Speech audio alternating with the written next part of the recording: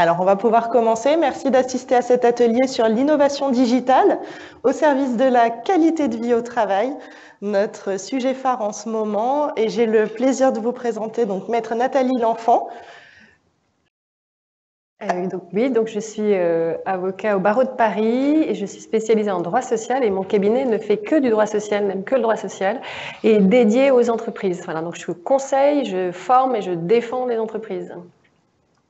Du coup, on a une avocate qui fait du conseil juridique, qui plaide et qui est vraiment spécialisée sur le sujet qui nous intéresse. Donc, on va pouvoir creuser la question ensemble. Moi, je suis Sandy Rowe, responsable prescripteur et affaires publiques chez Xelia depuis quelques mois. J'ai un doctorat en droit, d'où ma présence ici aussi. Je suis issue du monde juridique. J'ai beaucoup travaillé avec les avocats à Paris, mais surtout sur Nice, puisque c'est ma ville d'origine. J'ai malheureusement quitté le monde des avocats pour être juriste et finalement, aujourd'hui, je vais sur d'autres horizons qui me passionnent un petit peu plus en ce moment. Donc, est-ce que vous savez ce que c'est que la QVT? Je pense que tout le monde commence à en entendre beaucoup parler. La qualité de vie au travail, c'est surtout dans le monde de l'entreprise qu'on en entend parler, mais ça vous concerne aussi chez les avocats, car de plus en plus, vous allez y être confrontés. Donc, qu'entendons-nous par la qualité de vie au travail? Alors, la QVT, c'est pour certains ça, mais pas que. C'est-à-dire ça, je le vois chez les clients, voilà, mais si on s'arrête à ça, c'est pas la peine, ça fera pas progresser grand-chose. En effet, la qualité de vie au travail, c'est beaucoup plus complexe que ça. Ça passe par une capacité de s'exprimer et d'agir. Qu'est-ce qu'on entend par là? La possibilité de former des groupes de réflexion pour résoudre des problèmes en interne. On entend aussi le partenariat social, ce qui est très important, d'ouvrir le dialogue social, ça concerne tout le monde. Le soutien managérial, avec l'expérience collaborateur, on en a entendu parler et c'est vraiment la fibre et c'est par là que ça va passer. Et le soutien des collectifs, avec une solidarité métier, on le voit en ce moment en période de grève, en ce moment en période de revendication, il y a une solidarité qui est bien présente et c'est une force qu'il faut utiliser mais qu'il faut savoir maîtriser également. On a aussi la QVT dans les conditions d'emploi et de travail. L'environnement de travail est très important. On a vu tout à l'heure un slide avec un ordinateur d'un autre temps, un autre téléphone. Voilà, c'est très important. On sort d'un amphithéâtre où on est 1000 étudiants avec tous des ordinateurs très high-tech. Si c'est pour arriver dans un cabinet où on ne nous donne pas les moyens, alors qu'à la maison, on a des moyens supérieurs, c'est vrai que le décalage va être problématique. On a également une condition de vie extra-professionnelle à mettre en adéquation avec sa condition de vie professionnelle si on veut vivre sereinement. La QVT, c'est aussi tout ce qui passe dans le contenu du travail. Vous avez une autonomisation du travail qui va être facilitée par le numérique. Aujourd'hui, pour aller chercher des données, il suffit de taper sur Internet et on a des sources de données innombrables. Pour faire une thèse, on met beaucoup moins de temps. Je peux vous assurer que mes dernières années de thèse ont été raccourcies grâce au numérique. Et la valeur du travail prend un autre sens. Alors, sur la QVT, parce que on a préparé un petit peu avec Sandy, la qualité de vie au travail, moi je la vois beaucoup chez mes clients, puisque j'ai que des entreprises qui sont contraintes à des obligations légales. La qualité de vie au travail, c'est, en langage courant aussi bien-être, c'est le pendant de la souffrance au travail. La souffrance au travail, on a eu beaucoup de textes qui sont arrivés de par un changement de modèle. En fait, on est passé aussi du paternalisme dans l'entreprise, des organisations paternalistes, à derrière la performance, les objectifs, plus de résultats, donc un changement de philosophie. À ça est ajouté une accélération du temps, un éclatement des espaces, un éclatement du temps qui a fait que l'individu se retrouve complètement pressurisé et avec une autre problématique qui est le problème de management. Tout le monde passe cadre, mais c'est pas parce qu'on est cadre qu'on sait manager et on n'a pas appris à l'école comment gérer les autres et on ne sait pas gérer l'humain. À ça, du coup, tout ceci entraîne dans l'entreprise des déviances Alors, ça passe par évidemment des harcèlements très flagrants, mais ça va aussi sur des incivilités, sur des problématiques de politesse, de respect. On touche à l'humain. L'humain n'est pas une machine, même les machines bug. L'humain bug, mais craque, et on a souffrance au travail, stress, un certain nombre de symptômes qui sont, pour l'entreprise, se traduisent, c'est là qu'on arrive à faire le lien avec les chefs d'entreprise, à des problématiques de coûts, parce que ce sont des problèmes de coûts, de risques, de désorganisation qui impactent la performance de l'entreprise. Donc ça commence à rentrer dans les idées. Ça a été un petit peu fait au forceps avec d'abord, pour ceux qui sont un peu dans le secteur droit social et pour les entreprises et pour ceux qui ont les salariés, l'accord national interprofessionnel de 2013 sur la qualité de vie au travail. On a eu avant un accord national interprofessionnel sur ce que pouvait être le stress et ce que devaient faire les entreprises pour essayer de remédier à ça. C'est la grande idée qu'on ne laisse pas quelqu'un se noyer dans du travail. On est responsable si on voit un collaborateur qui est en surcharge. Parce qu'il est en surcharge, qu'il n'est pas en train de se noyer, et on a cette responsabilité-là. Après, la QVT est arrivée, et aujourd'hui, pour les entreprises de plus de 300, elles ont l'obligation de négocier. Alors, c'est là où il faut aussi être un peu plus haut que ça. On l'a casé, pour l'instant, l'obligation de négocier sur l'égalité professionnelle, qualité de vie au travail et depuis la loi PAC maintenant, la loi mobilité, sur les façons dont les salariés vont pouvoir se rendre mobiles de leur lieu de travail à leur domicile par toute l'incitation à l'écologie, à des moyens verts de transport. Donc on voit qu'on est dans une espèce de bulle juridique. Comment on transforme ça, comment on essaie de véhiculer ça au-delà du fat boy, du baby-foot? À mon sens, c'est repartir sur l'humain. C'est retravailler sur l'humain. On a cette idée qu'en tant qu'avocat ou en tant que dirigeant d'entreprise, c'était un peu les vieilles méthodes qui sont encore utilisées au Japon, c'est-à-dire pas du tout d'individualité, il faut absolument taper sur le clou qui dépasse, je veux que ce soit lisse et que mon organisation fonctionne comme j'ai envie de fonctionner. Typiquement, ressources, j'ai des ressources. Ceux qui ont vu Matrix, les ressources, ça bug, voilà. Et donc, il faut se réapproprier, c'est mon grand credo même dans l'entreprise, se réapproprier l'humain, remettre l'humain au cœur de l'entreprise. Et des effets de balancier, toujours au même endroit, dans tous les secteurs du droit, c'est ressources humaines.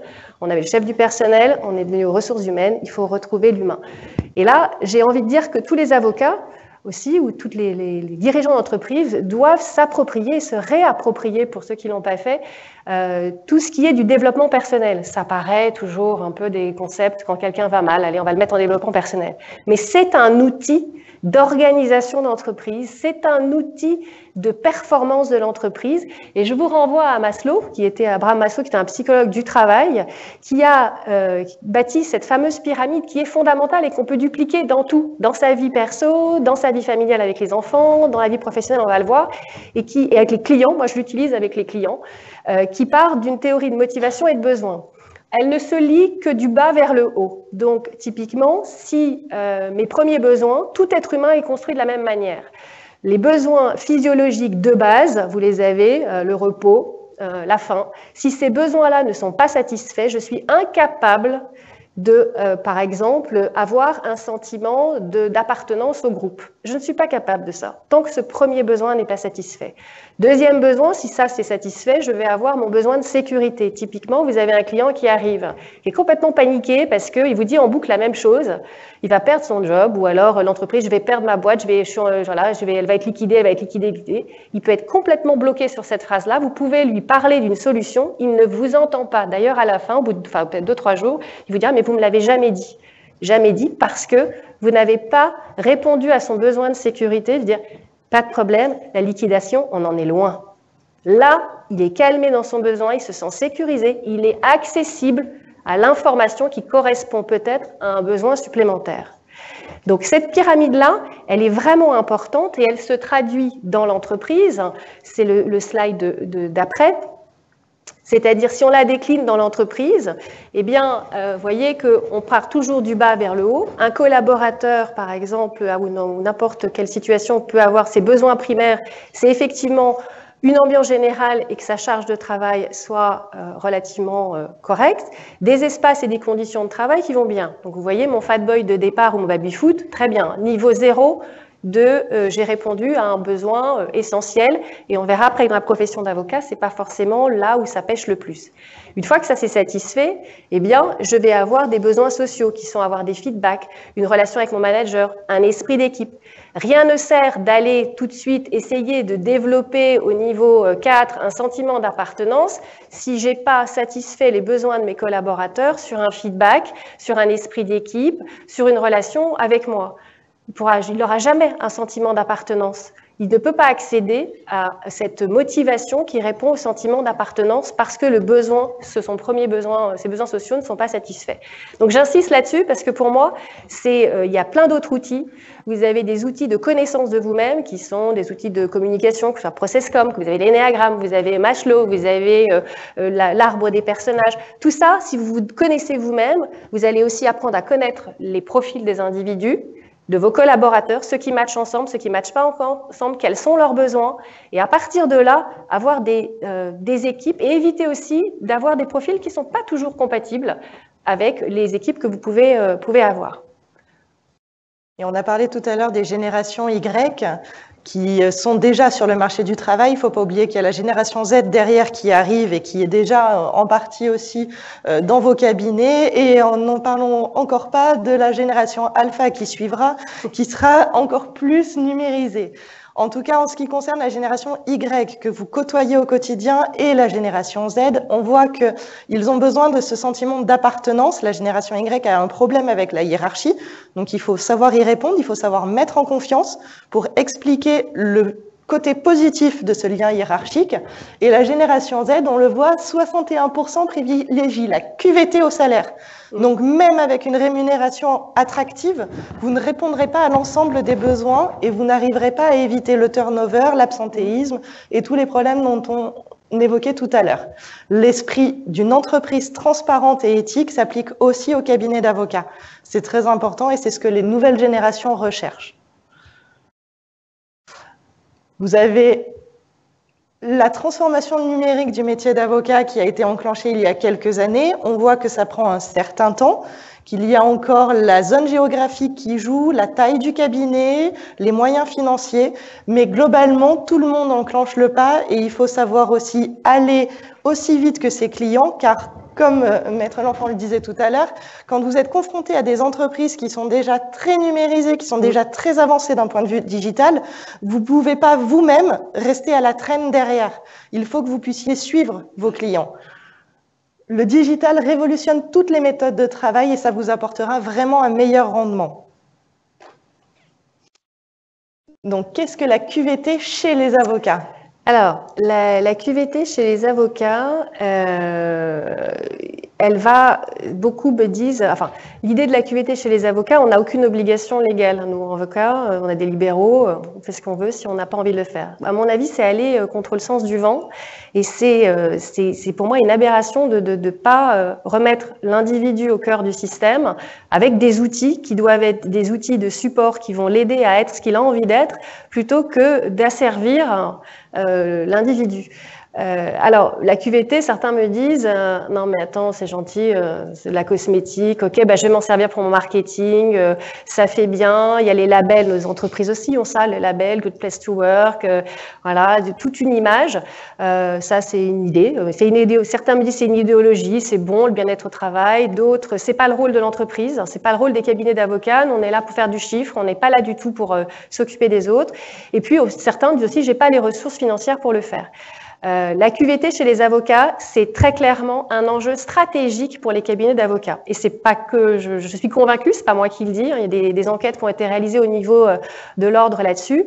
C'est un gain de productivité, c'est le fait ça permettra de retenir des talents, d'attirer des talents et de répondre surtout aux besoins des collaborateurs d'aujourd'hui. C'est même pas de demain, c'est d'aujourd'hui.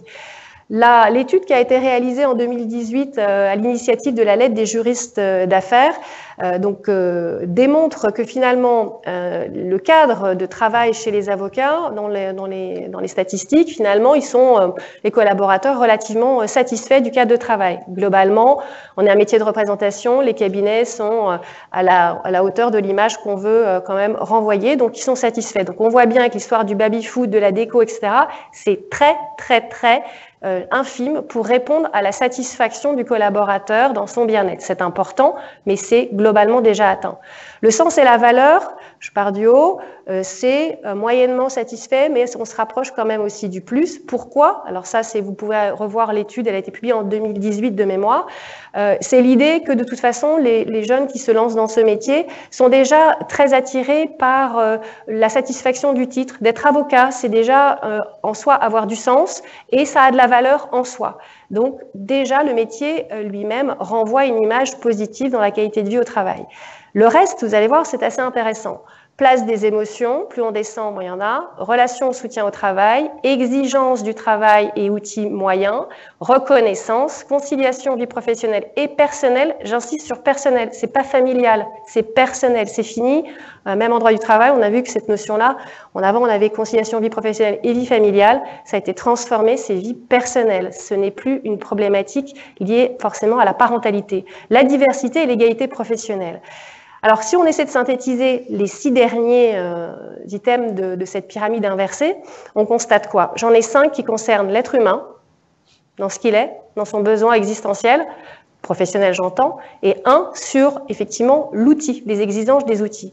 Donc, pour moi, c'est ces 2 piliers-là qui vont faire demain la QVT, ou en tout cas l'ambition d'avoir un collaborateur heureux au travail, c'est-à-dire qu'il va être performant, mais il va être performant parce qu'on répond aussi à ses préoccupations et on lui donne des outils qui lui permettent de concilier ou en tout cas d'harmoniser sa vie professionnelle et personnelle. Alors, on abordera la mobilité, mais j'ai déjà entendu tout à l'heure, j'étais un peu scotchée qu'on me dise mais peut-être qu'on pourrait envisager le télétravail. Mais c'est pour moi un non-sens depuis des années. Je ne comprends même pas qu'on ne soit pas on est tous en télétravail au cabinet, en fonction des audiences, en fonction des contraintes de transport, en fonction de je vais m'épargner, je vais gagner du temps. Voilà, mes collaboratrices, c'est pareil. Et ça ne pose aucune difficulté. C'est juste tellement naturel que ça m'a fait bizarre d'entendre qu'on pouvait se poser la question du recours au télétravail, ou en tout cas ce que j'appelle moi simplement travailler en home office. Après, il y a des questions de sécurité, ça c'est autre chose, mais je ne vais pas y répondre. Et on se faisait la remarque sur les temps de latence avant une audience, où le travail n'est pas forcément productif et on voit encore trop d'avocats perdre ce temps qui peut être très utile, alors qu'aujourd'hui, je pense que dans la salle, vous avez tous un smartphone, vous avez tous accès à vos mails, il suffit de passer par un serveur sécurisé, vous pouvez traiter des dossiers, vous pouvez avancer, vous pouvez retravailler votre conclusion, vous pouvez relire la dernière expertise parce que vous l'avez plus en mémoire et que c'est vrai que vous voyez que l'expert est peut-être moins sûr de lui, donc vous allez peut-être appuyer sur un point spécifique, et tout ce temps-là, sans le télétravail, vous ne pourriez pas le faire. À l'époque, on le faisait avec un crayon et une feuille de papier, d'accord? Aujourd'hui, on peut le faire avec plein de nouveaux outils qui vous permettent d'autant plus d'être dans des données sécurisées. Il faut vraiment faire attention à ça. Alors, pour revenir sur cette étude, on va essayer d'y passer un peu plus rapidement, mais vous la retrouverez dans la lettre du juriste des affaires, donc 2018. Elle mettait en avant chez 3-4 sujets particuliers. Donc, ce qui est mis en avant, c'est le stress. Ça, c'est majoritairement le sujet numéro 1. Le deuxième sujet, c'est la parentalité. Alors ça, on a quand même au début de la matinée une pyramide qui a été présentée où la profession évidemment s'est féminisée énormément. Alors on peut être pour ou contre, c'est même plus le sujet. Enfin, faut passer à autre chose. Donc c'est une donnée, mais c'est pas parce que la profession s'est féminisée que le sujet de la parentalité est un sujet uniquement féminin. Il y a aussi une chose qui change, c'est que les jeunes hommes aussi ont aussi envie d'avoir accès à leur parentalité. il peut y avoir des arbitrages de couple, aussi bien chez les avocats, de qui s'occupe des enfants. Donc ce sujet-là est important et c'est quelque chose qui doit être pris en compte et que des outils numériques, en tout cas, peuvent aider à concilier. Donc ça, c'est le deuxième point. Le troisième point, là on revient, c'est les contacts difficiles. Des fonctionnements autonomes où je suis très autonome mais finalement je suis seule. Communication cloisonnée, absence de transparence, je vois jamais mon associé, ou la porte est toujours fermée, ou il a jamais le temps. Je commence un dossier mais je fais le début mais j'ai jamais la fin. Le manque d'accompagnement managérial, ça c'est alors le temps s'est accéléré. Peut-être moi j'ai commencé il y a 22 ans, même plus que ça dans la profession, j'étais chez des anciens conseils juridiques où on avait le temps d'être formé, c'est-à-dire on allait dans le bureau, on avait la copie corrigée, on repartait, on revenait, etc. Ça, c'était une autre époque. Après, les temps ont éclaté, c'est-à-dire qu'on a tout s'est accéléré, mais je pense que c'est un leurre de penser qu'on ne peut plus pour autant former les collaborateurs. Les outils peuvent nous y aider parce qu'on a des outils interactifs où on peut, même à distance, travailler ensemble sur un document. Et c'est ça qui fait aussi l'enrichissement et l'évolution d'un collaborateur. J'ai eu des collaboratrices, une est arrivée qui avait 3 ans d'expérience. Je peux vous dire qu'en fait, elle en avait 0 parce qu'elle venait d'un cabinet où elle a été recrutée pour avoir traité du contentieux, une pile de dossiers comme ça par un institutionnel le cabinet faisait traité en masse. Elle n'a jamais été formée. Le premier dossier au judiciaire que je lui ai donné, je me suis dit, mais c'est pas possible, elle s'y prend. Mais comment ça se fait? J'ai pris le temps de discuter avec elle et elle a fini par me dire, mais on m'a jamais dit qu'il fallait que je fasse ça. On m'a jamais donné de méthode. Donc, elle faisait comme elle pouvait. Je dis, bon, très bien, ça a marché pour le cabinet, tant mieux. Mais quand on reprend le schéma de Cyril au début, avec le collaborateur là dans la mine, qui se débrouille tout seul, pas de rémunération, pas d'évolution, ben voilà, il est clairement là. C'est un choix de modèle de cabinet. Après, ça dépend aussi, ou en tant qu'associé ou en tant que dirigeant de votre cabinet, dans quoi vous-même vous voulez vous inscrire dans votre vie. Voilà, ça c'est des équilibres qui sont personnels. Donc du coup, ce point-là, pour moi, la formation, l'accompagnement, encore une fois, est important et les outils peuvent y répondre. Et le dernier point, c'est le sens de ce qu'on fait. Le sens, le manque de reconnaissance ressenti par les collaborateurs et qui tient aussi, alors des choses simples, mais que je vois en entreprise tous les jours avec les problématiques de harcèlement moral qui n'en sont à 95% du temps qui sont des problèmes de non-respect, d'irrespect, d'incivilité, etc. Dire merci, dire tu as des écoutes actives, tu as fait un bon job, c'était super cette fois-ci, ça permettra de contrebalancer aussi et de faire adhérer et d'accepter l'idée que parfois c'est pas bien, que c'était pas satisfaisant, que ça a été bâclé. Ça permettra aux collaborateurs de se dire, ok, là j'étais pas bien, mais des fois je peux être bon. Et il sait me dire quand je suis bon. Là, quand j'ai été mauvais, ok, c'est vrai, je revois ma copie. S'il n'y a jamais de reconnaissance de ce qui est fait, c'est pas que la rémunération. Hein. Il y a des fois de savoir dire merci ou de savoir dire c'était bien, on a fait un bon boulot, t'es rentré d'audience, ok, c'est toi qui as plaidé, on a gagné. C'est moi qui ai gagné. Ah non, c'est toi qui as gagné, c'est toi qui as plaidé. C'est pas l'associé qui a gagné quand c'est lui qui a fait le dossier quand il a gagné et quand le dossier est perdu, c'est le collaborateur qui a plaidé. C'est parti de toutes ces petites choses-là. Voilà. Donc sur ce ressenti, il est réel dans la profession et je le vois dans les entreprises et ça se décline, en tout cas chez les collaborateurs. Et il ne faut pas oublier que la critique négative doit être construite, sinon le collaborateur n'en retirera rien à part des reproches et se renfermera sur lui-même et n'évoluera pas, mais elle peut être aussi positive. Et c'est vrai que d'arriver à jouer sur les 2 tableaux systématiquement, on le fait, on le dit de plus en plus dans l'éducation positive pour les enfants, mais ça n'est pas valable que pour des enfants, c'est valable aussi dans toute transmission de savoir. Vous voulez transmettre, vous voulez manager des personnes, vous avez le côté ressources, mais vous oubliez souvent le côté humain, donc vraiment essayer d'associer la ressource avec les bons outils pour faire un travail de qualité sur l'humain. Alors, tout ça, ça fait un peu, quand je parle de ça, j'ai l'impression qu'on me voit comme le monde de bisounours, là, elle est dans son utopie. Non, je suis quand même aussi dirigeante d'entreprise, mère de famille aussi de 3 enfants et un mari aussi qui est avocat, donc je peux vous dire que j'ai du danse dans les PME, dans la TPE, hein, j'ai des TPE à gérer. La conséquence, elle est quand même, si on traduit économiquement, c'est le gros turnover des cabinets d'avocats, la fuite des talents, je ne sais plus lequel quel intervenant en a parlé, hein, je crois que c'est celui qui est coach et en recrutement, qui explique très justement, comme moi, dont l'essentiel de mes clients sont des ESN, hein, donc travaillent dans le numérique, donc des consultants qui rentrent chez les clients, enfin qui sont amenés à être envoyés chez les clients, et le but du jeu est effectivement de se faire recruter chez le client au bout du bout pour éviter, pour retrouver une qualité de vie, parce que c'est ça qui les anime. Eh bien, c'est la même chose qui est en train de se déployer dans les cabinets d'avocats, et encore plus avec le mouvement et toujours cette espèce d'avancée, un pas en avant, un pas en arrière, de l'avocat d'entreprise.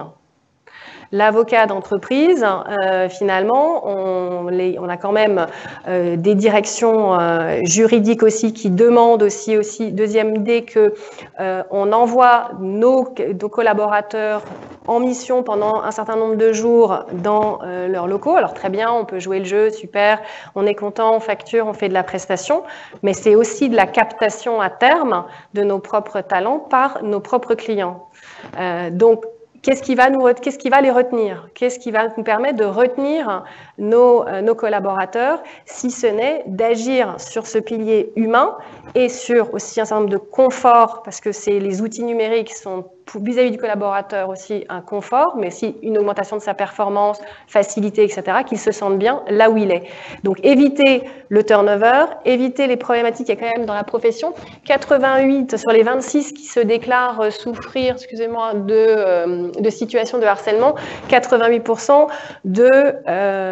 d'ordre moral. Donc c'est clair que c'est une profession, on sait statistiquement qu'il y a quand même je vais dire un mot qui fâche, il y a quand même un concentré de caractériels dans la profession qui peuvent générer ça. Maintenant, on n'est pas tous, ils ne sont pas dans la salle, voilà, mais il faut aussi évoluer soi-même sur le métier. On est des avocats patrons, on est des dirigeants d'entreprise, on avait des notes d'honoraires avant, maintenant on a des factures, nous sommes des chefs d'entreprise et les collaborateurs doivent être pensés comme des salariés, etc. C'est plus un autre monde, on est le même monde que nos clients, donc prenons ce que nous conseillons à nos clients, internalisons-le auprès de nos propres collaborateurs. Voilà, donc ça a un impact financier. Et en pratique, on va en parler avec Sandy. Alors, qu'est-ce que c'est que la QVT réellement en pratique? On vous parle d'outils depuis tout à l'heure, mais c'est vrai que concrètement, il existe une multitude d'outils, c'est bien, mais si vous utilisez un outil chez un tel, un outil chez un autre, puis chez un autre, ces outils vont pas forcément communiquer entre eux et vous allez avoir une tâche de travail administrative rébarbatrice qui va vous faire perdre du temps. Le but, c'est d'avoir un outil unique qui puisse concentrer ce que Jamil disait en ouverture sur les 5 doigts de la main, tout ce dont vous avez besoin pour vous permettre la mobilité, de rester connecté partout, en tout temps, avant une audience, dehors, pendant vos vacances, vous vous dites j'ai 5 minutes, j'ai trop de retard sur un dossier, je me prends mes 5 minutes, mais au moins je profite du reste de mes vacances et je peux me connecter sur mon espace et consulter une conclusion ou avancer sur un dossier. Ça permet également une meilleure collaboration. On en parlait tout à l'heure, travailler à deux sur un document pour faire avancer son collaborateur et non pas attendre qu'il ait terminé, corriger, lui rendre, recorriger et indéfiniment finir par éventuellement ne plus corriger et ne plus avoir ce contact. On enlève le côté rébarbatif et on met un peu plus de qualité. On travaille avec son collaborateur. Et on a également la sécurité qui est primordiale. On a des données sensibles. On est dans un monde juridique où on doit garantir la protection des données à nos clients. Et il nous faut donc des outils sécurisés avec des data centers en France où on sait que les données sont protégées et sont soumises à notre législation. L'accès à ces données, peut-être que vous pouvez nous expliquer, vous, quels outils vous utilisez? Alors, moi, je suis Diapaz convertie depuis 10 ans. J'étais dans les bêta-testeurs et la grande idée, moi, c'était la convergence. C'est-à-dire d'avoir tout en un. Et je peux piloter, alors ça c'est pour piloter le cabinet de n'importe où dans le monde. J'ai accès à ma facturation, j'ai accès à mes rapports d'activité de production par dossier, par collaborateur. Je peux avoir un état de mon cabinet où je veux. J'ai accès aux diligences des collaborateurs, aux miennes aussi. J'ai accès à je peux faire du partage des visioconférences. J'ai toute ma téléphonie qui est raccordée à Diapaz. Donc je peux téléphoner avec mon ordinateur. J'ai pas besoin de téléphone et avoir un client en visio ou un collaborateur en visio. Je peux être, hier j'étais en home office, j'étais en visio avec un client et en même temps j'avais ma collaboratrice qui m'envoyait par le chat une info dont j'avais besoin, etc. Donc ça me permet de faire ça n'importe où. Et à l'inverse, c'est pareil pour elle. On peut partager, ce serait difficile de résumer tellement il y a de possibilités dans cet outil. Mais en gros, j'ai tout mon cabinet, j'ai mes données, j'ai les clients, j'ai la base client, j'ai mes facturations, j'ai mes diligences, j'ai la capacité de téléphoner, j'ai la capacité de faire de la visio, de partager des documents, de donner accès à des clients. Enfin bref, c'est un outil qui est assez complet pour moi. Voilà. Et j'en avais vu d'autres, mais celui-là est assez complet. Alors, après, la traçabilité des échanges. Alors aussi, vous avez une fonctionnalité, c'est-à-dire qu'à partir du moment où un collaborateur travaille sur un dossier, tout ce qu'il peut être amené à faire, alors il faut cocher un certain nombre de choses, mais vous pouvez voir les appels qu'il a passés avec ce collaborateur, avec ce client, enfin le collaborateur a passé avec le client, combien de temps il a passé avec, ce qui permet de convertir les temps directement en diligence. On peut voir les emails qui ont été adressés et voir également ce qui a été adressé, le contenu. Donc ça permet, en cas d'absence, de reprendre la main sur un dossier.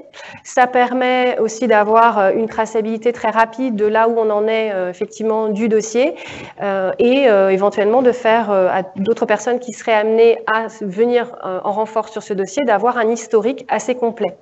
Ça permet, qu'est-ce qu'on a d'autre encore? Outils de coordination et de suivi. Là, c'est l'idée de... je ne vois pas le slide, pardon. Sur l'image, c'était sur... alors, les outils, on peut partager. Donc ça, je vous ai dit des écrans. Ça, c'est pratique quand vous travaillez ensemble sur un document. C'est-à-dire, on voit le même document et on peut chacune proposer des modifications sur le document en même temps. Alors, je propose ça, non, moi je propose ça. Enfin, on peut construire sur ça. C'est ce qu'on faisait quand on a préparé le PowerPoint pour aujourd'hui. Je voyais ce que Nathalie modifiait pendant ce temps que moi je modifiais également les slides. C'était très pratique et c'était à pas d'heure. Voilà. Alors après, c'est vrai que c'est plus facile de le tester que d'en parler, parce qu'il y a beaucoup de choses à vous dire. Donc après, je pourrais répondre à toutes vos questions. Mais ça permet vraiment de suivre l'efficacité de votre équipe. Vous avez un dossier qui va être géré par plusieurs collaborateurs. Vous allez savoir exactement qui a fait quoi pour pouvoir derrière facturer réellement ce qui a été fait et voir tout le temps inutile qui a été passé sur le dossier pour éventuellement comprendre pourquoi ce temps a été passé et comment l'améliorer dans les futurs dossiers. Et en dernier point, on a travaillé sur la sécurité, qui était un domaine très important. Oui, ça c'était important parce que au début on a toujours été assez au cabinet, ou même au précédent cabinet, on était assez informatique. Et à l'époque, on avait les serveurs qui étaient dans les locaux. Donc, il y avait le serveur dans le serveur, plus un autre serveur ailleurs, enfin, en disant si ça crame, enfin, bon, un truc qui ne servait à rien, mais c'est pas grave, ça pouvait arriver. Et on avait ces serveurs. Aujourd'hui, après, on a eu la phase du cloud. Alors, tout dans le cloud, c'est bien, mais alors le cloud... le passage de votre donnée, quand elle part de chez vous, qu'elle va chez un client, ça posait problème, ou en tout cas question. Là, ce qui me plaît, moi, en tout cas chez Diapas, c'est que mes données, je sais où elles sont, physiquement, là je redeviens un peu plus préhistorique, mais elles sont quelque part en France, dans des serveurs Azure, il y a Microsoft, et je suis capable, donc j'ai eu quelques courriers de clients me demandant, dites donc, au niveau du RGPD, vous avez fait quoi ? Et là, je peux leur répondre que voilà, mes données, elles sont sécurisées, elles sont là, il n'y a pas d'accès, voilà les conditions d'accès, etc., etc. Donc, on a pu renforcer ça. Donc, ça, c'était important pour moi. Et dans les accès à distance proposés par Diapas, on a un accès, soit un accès cloud, soit un accès qui est encore plus sécurisé, qui est un accès type VPN. VPN, c'est un tube ultra sécurisé entre vous et votre interlocuteur. Il y a que c'est un trou dans la toile, mais qui est un tunnel qui, si j'essaie de Cyril, je parle sous contrôle, qui est complètement sécurisé. Et là, j'ai pas de problématique de sécurité. Et l'avantage aussi du VPN, c'est que je peux aller chercher des documents sur mon serveur ou travailler éventuellement sur le serveur si je veux, mais je peux surtout aller réenregistrer sur le serveur. Quand je suis en cloud, je vais avoir accès à ma comment dire, bien sûr à ma base client et à mes fichiers, mais je ne peux pas réenregistrer sur le serveur. Donc en fait, on a plusieurs voies en fonction de là où vous êtes, en fonction de votre connexion Internet et ce que vous voulez faire. Enfin, ça répond à plusieurs besoins. Voilà. Mais en tout cas, ce terme de sécurité là-dessus, c'était important et ça va être encore plus avec le RGPD. Donc voilà, on a vu que les outils performants vont permettre vraiment d'améliorer la qualité de vie au travail, de donner confiance à vos collaborateurs, de leur montrer une certaine reconnaissance. Et c'est vrai que ça permettra d'équilibrer vraiment ce qu'on disait, la vie personnelle et non pas familiale, avec la vie professionnelle. Est-ce que vous auriez des questions un peu plus spécifiques à poser sur ce qu'on vient de voir? Oui?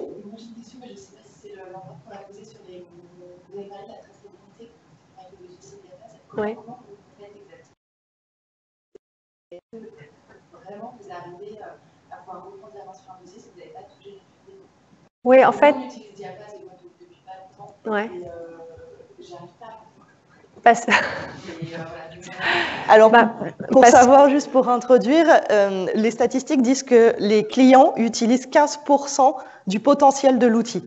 Donc 15%. Après, je laisse Nathalie réellement. C'est mon credo. Alors, en fait, il y a des options dans Diapaz. Quand vous ouvrez un dossier, vous avez synchronisé sur journal, mail, téléphone, etc. Donc, déjà, il y a là. Et normalement, si c'est bien fait, alors soit vous envoyez vos mails directement de Diapaz, et là, ça se fait automatiquement. Ils sont tous normalement reconnectés au dossier.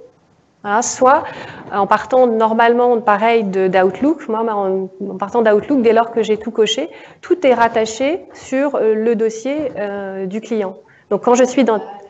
Exactement, mais il faut aller cocher les petites cases. Il faut aller cocher les petites cases pour avoir tout ce suivi. Voilà. Après, je ne vais pas faire les formations parce que je me dis, j'en suis peut-être à 20% et ça upgrade tout le temps. Donc, je milite pour avoir des tutos, mais ça arrive. Voilà. On travaille dessus. Est-ce que vous auriez d'autres questions? Moi, j'avais une question concernant le RPVA, si vous faisiez des ETR. Ouais. Connexion.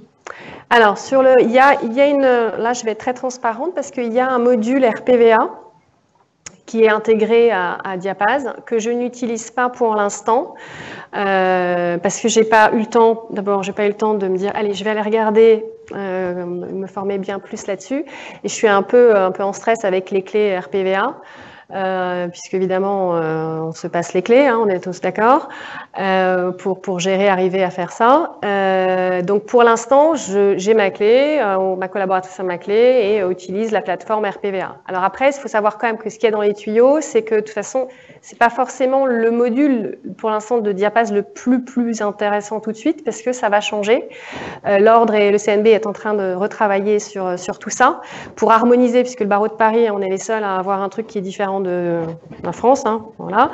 Donc déjà arriver à quelque chose, et puis aussi peut-être arriver à ce qu'avec les greffes qui ont eux-mêmes encore une autre problématique de rapport ne serait-ce qu'au Word par rapport à du RTF, hein, voilà, tout ça synchronise. Donc je ne sais pas encore, là, Cyril peut-être pourra mieux vous répondre, mais moi, je l'utilise séparément. C'est-à-dire que ce que j'ai, c'est tout ce qui est envoyé en RPV, tout ce qui m'est envoyé sur mon compte RPVA est automatiquement notifié sur Outlook par mail.